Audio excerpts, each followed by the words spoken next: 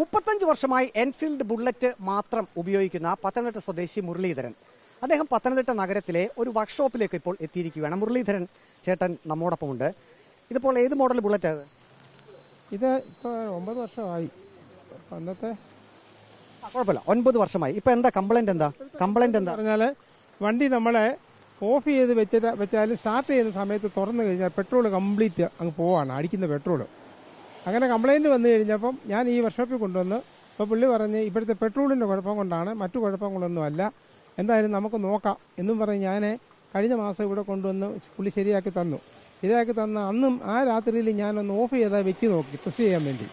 അപ്പോഴും petrol complete ലീക്കായിട്ട് പിന്നെ പോർച്ചിനകത്ത് പൊയ്ക്കൊണ്ടിരിക്കുക. നമ്മൾ ബുള്ളറ്റ് ഓടിക്കുമ്പോൾ സാധാരണ ബുള്ളറ്റ് ഓടിക്കുന്നത് നമ്മൾ കാണാറുണ്ട്. വളരെ എന്താ പറയുക, ബുള്ളറ്റ് ഓടിക്കുന്നവർ ആ വാഹനം തന്നെ ഉപയോഗിക്കാറുള്ളൂ.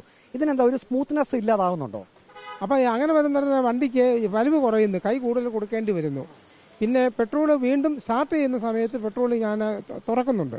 ആ തുറക്കുന്ന സമയത്ത് കാർബറേറ്ററിൽ കൂടെ മുഴുവൻ പെട്രോളും പോവാണ്.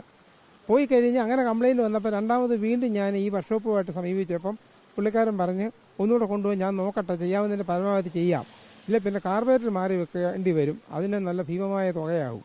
ഇത് നമുക്ക് മാനസികമായിട്ടും സാമ്പത്തികമായിട്ടും വളരെ ബുദ്ധിമുട്ടുണ്ടാക്കുന്ന ഒരു ബുള്ളറ്റിന്റെ ഒന്നാമത്തെ മൈലേജ് കുറവാണ്. ഇപ്പോൾ ഈ പ്രശ്നം വന്നതിന് ശേഷം മൈലേജ് എത്ര കിട്ടുന്നുണ്ട്? വളരെ കുറവാണ്. നേരത്തെ എനിക്ക് 46 വരെ കിട്ടിക്കൊണ്ടിട്ടുണ്ട് ലോങ്ങിന്. ഇപ്പം എനിക്ക് കിട്ടുന്നതെന്ന് പറഞ്ഞത് 33-34 വരുന്നുള്ളൂ. അത് പുതിയ ടൈപ്പ് പെട്രോളിന്റെ പ്രശ്നം തന്നെയാണോ? അങ്ങനെയാണ് വർക്ക്ഷോപ്പുകാർ പറയുന്നതും ഈ ഇതുപോലെ വണ്ടിയുള്ള പലരും പറയുന്നത്. ഈ കംപ്ലൈന്റ് പലർക്കും ഉണ്ടെന്ന് പറയുന്നു. നമുക്കൊന്ന് കാണിക്കാം ഏത് ഭാഗത്തുകൂടിയാണ് ഇങ്ങനെ നമ്മൾ പെട്രോൾ കാണുന്നത്, പെട്രോൾ ലീക്ക് ചെയ്യുന്നത് ഏത് വഴിയാണ്? തുറക്കുമ്പോൾ ഈ ട്യൂബിനകത്തൂടെ ആൾ ഇറങ്ങിപ്പോകുന്നത്. ഇതിപ്പോൾ ഈ ട്യൂബിനകത്തൂടെ ഈ പുറത്തോട്ട് തള്ളി മൊത്തം വെളിയിലോട്ട് അങ്ങ് പോവാണ്, അങ്ങ് ഇതേ വീഴുക, കംപ്ലീറ്റ് പോവാണ് പെട്രോൾ. അപ്പോൾ പെട്രോൾ ഇങ്ങനെ അടിച്ചടിച്ച് നമ്മുടെ ഇടപാട് കഴിയുകയാണ്. ഇപ്പം അത് നന്നാക്കാൻ കൊണ്ടുവന്ന പെട്രോൾ അടിച്ചടിച്ച് മുരളീധരൻ ചേട്ടന്റെ ഇടപാട് തിരികെയാണെന്നാണ് പറയുന്നത്. അദ്ദേഹത്തിന്റെ ബുള്ളറ്റ് കണ്ടില്ലേ, 35 വർഷമായിട്ട് ഇതേ ബുള്ളറ്റ് വാഹനം തന്നെയാണ് ഉപയോഗിക്കുന്നത്. സാധാരണ ബുള്ളറ്റ് ഓടിക്കുന്നവർ മറ്റു വാഹനങ്ങൾ ഓടിക്കാറില്ല, ഇഷ്ടപ്പെടാറില്ല എന്നാണ് പറയുന്നത്. ശരിയാണോ അത്? ഇഷ്ടപ്പെടാറില്ല, എനിക്ക് വേറെ വാഹനങ്ങളുണ്ട്. പക്ഷെ എനിക്ക് ഏറ്റവും കൂടുതൽ ഇഷ്ടമുള്ളത് എൻഫീൽഡാണ്. എനിക്ക് ബുള്ളറ്റ് പോകുന്നതിന്റെ ഗമയൊന്നും വേറെ. 18 വയസ്സുള്ള മുതൽ തിരുവനന്തപുരം എറണാകുളം അല്ല ഞാൻ ബുള്ളറ്റിൽ പോയിട്ടുണ്ട്. ഇപ്പം പിന്നെ ഇച്ചിരി പ്രായമൊക്കെ ആയതുകൊണ്ട് അത്രയും ദൂരയാത്ര പോകുന്നില്ലെങ്കിലും അത്യാവശ്യം വണ്ടി എടുക്കുന്നുണ്ട്.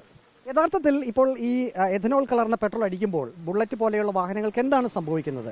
ഇപ്പോൾ പത്തനംതിട്ടയിലെ വർക്ക്ഷോപ്പ് ഉടമ ഡേവിഡ് നമ്മോടൊപ്പമുണ്ട്. ഇതിപ്പോൾ ഇതെവിടെ, ഇതിന്റെ കാർബറേറ്റർ നേരത്തെ ക്ലീൻ ചെയ്തു എന്നൊക്കെ പറയുന്നു. 1-2 പ്രാവശ്യം ക്ലീൻ ചെയ്തിട്ടുണ്ട്. ക്ലീൻ ചെയ്ത് കഴിഞ്ഞിട്ട് വീണ്ടും ഈ കംപ്ലൈന്റ് തന്നെ വരുവാണ്. ഒന്ന് കാണിക്കാമോ, ഈ കാർബറേറ്റർ ഒന്ന് കാണിക്കാമോ?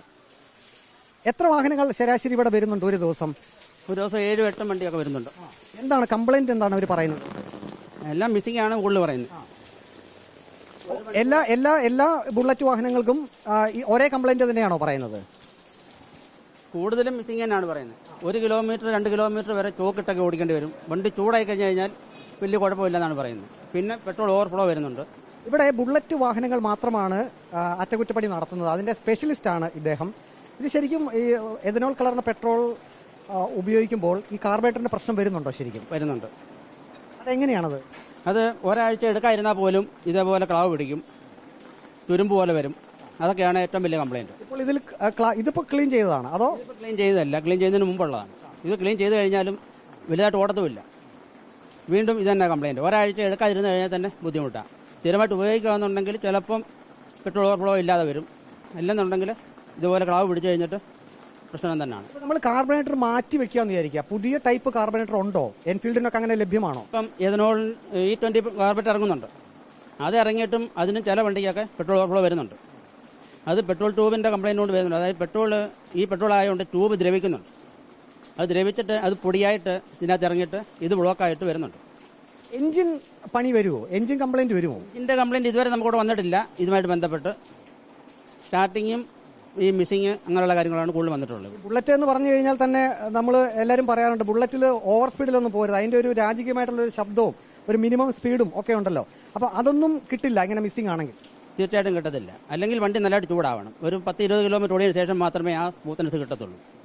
ഇത് ഇപ്പോഴത്തെ ഈ എഥനോൾ പെട്രോൾ ചേർന്നതിന് ശേഷം, അതിന് മുമ്പ് കുഴപ്പമൊന്നുമില്ലായിരുന്നു. ഇപ്പോൾ എത്ര ബുള്ളറ്റ് വരെ ഇങ്ങനെ ഈ ഒരു ഇതേ പ്രശ്നമായിട്ട് ഇവിടെ വരുന്നുണ്ട്? ഇപ്പം ഡെയിലി കൂടുതലും വരുന്നത് ഇത് തന്നെ, കാർബറേറ്ററിനകത്ത് ഈ പ്രശ്നമാണ്. ഈ മിസ്സിങ്ങിന്റെ പ്രശ്നം കൊണ്ട് തന്നെയാണ് കൂടുതലും വരുന്നത്. എത്ര വരെ മൈലേജ് കുറയാൻ സാധ്യതയുണ്ട്? ഇപ്പോൾ ഈ അടുത്ത സമയത്താണ് മൈലേജ് കുറയുന്നതെന്ന് പറഞ്ഞ് കസ്റ്റമർ വരുന്നത്. നേരത്തെ ഇങ്ങനൊരു കംപ്ലൈൻറ്റ് പറഞ്ഞിട്ടില്ല ആരും. എത്ര മൈലേജ് ആരും ഓടിച്ച് പറഞ്ഞിട്ടില്ല. 30, 35, 40 മേലെ കിട്ടുന്ന വണ്ടികളാണ് കൂടുതൽ.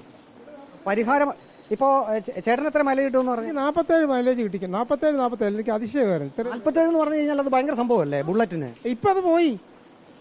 ഇപ്പം 32, 33 ഉള്ളു. പിന്നെ പെട്രോൾ അടിക്കും. നമ്മൾ രാവിലെ സ്റ്റാർട്ട് ചെയ്യാൻ ബുദ്ധിമുട്ടുണ്ടോ? സ്റ്റാർട്ട് ചെയ്യാൻ ബുദ്ധിമുട്ടുണ്ടെന്ന് പറഞ്ഞാൽ സ്റ്റാർട്ട് ചെയ്യാൻ ബുദ്ധിമുട്ടുണ്ട്.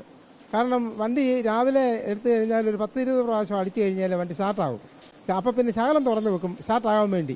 ബുള്ളറ്റ് സ്റ്റാർട്ട് ചെയ്യുന്നതും ഒരു കലയല്ലേ ശരിക്കും? ഈ സാധാരണ ആളുകൾ അങ്ങനെ പറയാറുണ്ട്, ബാലൻസ് ആണ്. ഒരു കാല് വന്ന് അടിക്കും.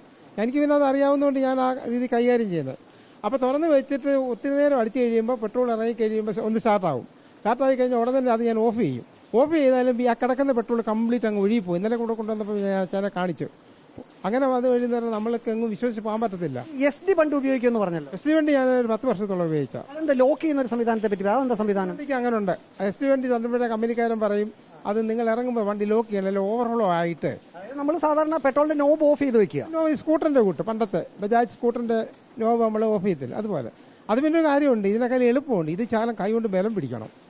ഇത് പെട്രോളിന്റെ നോബ് നമ്മളിപ്പോൾ റിസർവ് ഉണ്ട്, മെയിൻ ഉണ്ട്, ഓഫ് ഉണ്ട്. അപ്പൊ നമ്മൾ വണ്ടി എവിടെയെങ്കിലും നിർത്തി കഴിയുമ്പോൾ ഇത് ഓഫ് ആക്കി പെട്രോളിന്റെ നോബ് ഓഫ് ചെയ്തിട്ട് കഴിഞ്ഞാൽ ഈ പ്രശ്നം വരുമോ? ഓഫ് ചെയ്ത് വെച്ച് കഴിഞ്ഞാൽ വരത്തില്ല.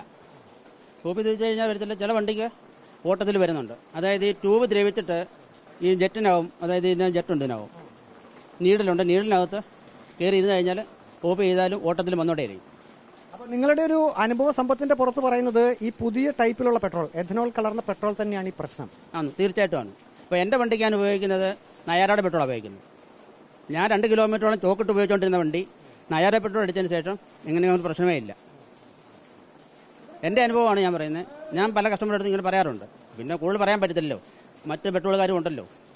തൊട്ടടുത്തൊരു പമ്പിൽ അച്ഛൻ വന്ന് ചോദിക്കുകയും ചെയ്തു, എവിടെ 1-2 പേര് ഇങ്ങനെ പറഞ്ഞല്ലോ ഇവിടുത്തെ പമ്പിൽ പെട്രോൾ കുഴപ്പമാണെന്നുള്ളത്. ഞാനങ്ങനെ പറഞ്ഞിട്ടില്ല.